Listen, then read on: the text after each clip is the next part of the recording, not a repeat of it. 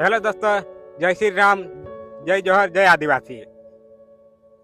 તો દોસ્તો, આજે અમે અહીંયા છે નાના પોંઠા તાલુકાના જીરવલ ગામમાં અલીપાડા ફળિયામાં પ્રોપર 4 રસ્તા પર છે. અને અહીંની રસ્તાઓની કેવી પરિસ્થિતિ છે તે તમને આજે અમે પૂરી જાણકારી આપીશું. આ મુખ્ય મેન માર્ગ છે અહીંયા જીરવલ બેલીપાડાનો, અને અહીંથી આ રોડ પર કંઈ બી કામ બધા ફળિયામાંથી લોકો અવર જવર કરવા માટે, નોકરી સ્કૂલમાં જવા માટે કે બધી જ અવર જવર કરવા માટે, ધારો કે કંટ્રોલમાંથી અનાજ લેવા માટે, સ્કૂલમાં બાળકોને જવા માટે, નોકરી પર જવા માટે આ રોડ ઉપયોગ કરવામાં આવે છે. અને આ 4 રસ્તો અહીંયા મેન અમે 4 રસ્તા પર છે. અને આ રોડ લગભગ 25 વર્ષ પહેલાંનો બનેલો કાચો રોડ બનેલો, પથ્થરવાળો, અને હજુ સુધી આ રોડનો કોઈ પણ અપડેટ કરવામાં આવ્યું નહીં. અને આજે ચોમાસાના સિઝનમાં ગામના રહીશોને અવર જવર કરવા માટે ખૂબ જ મુશ્કેલીનો સામનો કરવો પડે છે. અને તમે જોઈ શકો છો કે આજે અમે તમને બધો રોડ બતાવીશ. છોટુભાઈ બાબનભાઈ ભુરકુડ અહીંની રોડની ખરાબ પરિસ્થિતિ વિશે થોડીક જાણકારી આપશે. તો આપણે અમે 4 રસ્તા પર છે ઊભા, બેલીપાડા 4 રસ્તા પર. આ રસ્તો છે રાંધા જાય, આ રસ્તો રાંધા ને આ રસ્તો જીરવલ બડ્ડા ફળિયામાં સ્કૂલ ને ત્યાં. પછી આ રસ્તો છે ને સેંદરપાડા મેન રસ્તા પર નીકળે. પછી આ રસ્તો ખાડીની પહેલી બાજુ આ રસ્તો જાય પંચાયત પર. તો અમારી આ હાલત છે. એમાંથી આ પોયરા ભણવા જાય ને તો વધારે વરસાદ આવે તો પોયરાની જવાય નહીં, એવી પરિસ્થિતિ છે અમારી. આ જીરવલ બેલીપાડામાં આવી પરિસ્થિતિ છે. કેમ કે સાઈડે રસ્તા છે, પણ વચમાં જીરવલ વચમાં એક રસ્તો નહીં મળે પાકો, બધા કાચા જ છે. રસ્તા તો છે પણ બધા કાચા. કોઈ માણસ બીમાર થાય તો એમ્બ્યુલન્સ આવવા એ નહીં કરે. ચોમાસાની સિઝનમાં એમ્બ્યુલન્સ બી નહીં આવે. અહીંથી ઉપર નીકળવો પડે સેંદરપાડામાં, નહીં તો પછી નદીને પહેલે બાજુ નીકળવો પડે. એવી પરિસ્થિતિ છે. અમે આ મુખ્ય મેન માર્ગ પર ઊભા છે. અહીંથી પ્રાથમિક શાળા જીરવલ બડ્ડા ફળિયા સુધી 2 કિલોમીટરનો કાચો રોડ છે. અને અહીંથી કંટ્રોલમાં જવા માટે કંટ્રોલ સુધી 2 કિલોમીટરનો છે. અને અહીંથી જ શમશાન યાત્રા, અંતિમ યાત્રા સુધી 2 કિલોમીટર થાય છે. અને આ છેલ્લા ઘરો સુધી લગભગ 4 થી 5 કિલોમીટરનો શમશાન યાત્રાનો છે. અને આ મેન માર્ગ છે પંચાયત સુધી, આ લગભગ 2 किलोमीटर છે. रोड ते माझे असा पा हाय काय रोड बनवा पडता है. यहाँ असा ચોમાસામાં તકલીફ પડે, काय હું ગાડી ચાલવા દે આપતા પડે. ગાડી વાળા એ તે કેવું પડે તે ગાડી ચાલવા દેખતે વિચારે. કાંઈ ચોમાસામાં અસા કાંઈ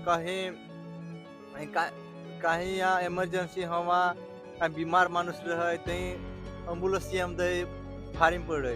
एम्ब्युलन्स सुनाइए बारीक तो ठुना रोड बनी अजून सुधी. तो ये सरकार काय करे सा रोड बनाववा માટે? 1947 ભારતના આઝાદી પછી પણ આ ગામનો વિકાસ થયો નથી. આજે આ રોડની પરિસ્થિતિ ખૂબ જ મોટી પરિસ્થિતિ છે.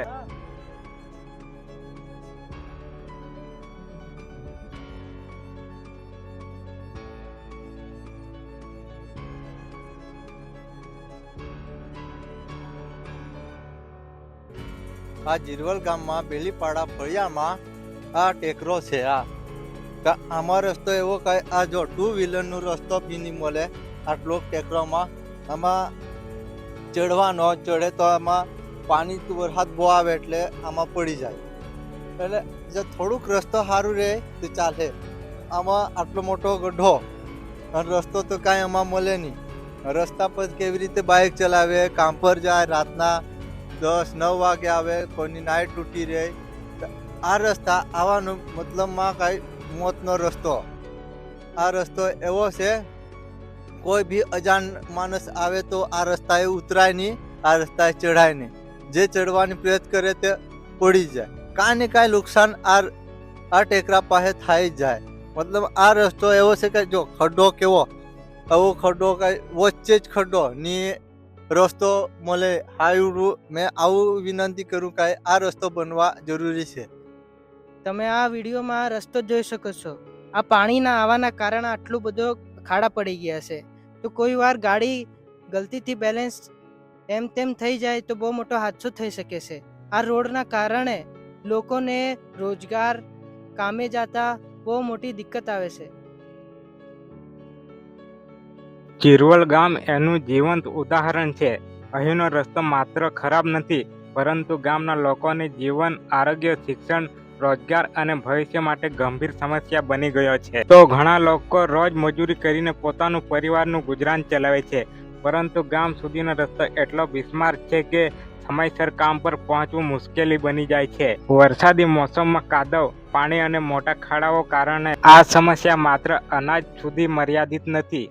ગામમાં કોઈ વ્યક્તિ અચાનક બીમાર પડી જાય, અકસ્માત થાય અથવા ગર્ભવતી મહિલાને તાત્કાલિક હોસ્પિટલમાં લઈ જવાની જરૂર પડે ત્યારે ખરાબ રસ્તો જીવલેણ બની શકે છે.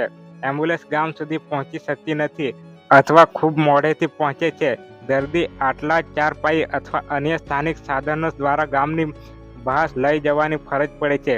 સારવારમાં થતો દરેક મિનિટનો વિલંબ દર્દીની સ્થિતિ વધુ ગંભીર બનાવી શકે છે.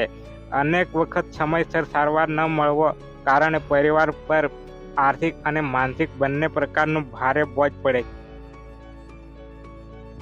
આ સેંદરપાડા ફળિયા સુધી જવાનો આ એક મુખ્ય માર્ગ છે, પરંતુ આ રોડ બદતરમાં બદતર રોડ છે.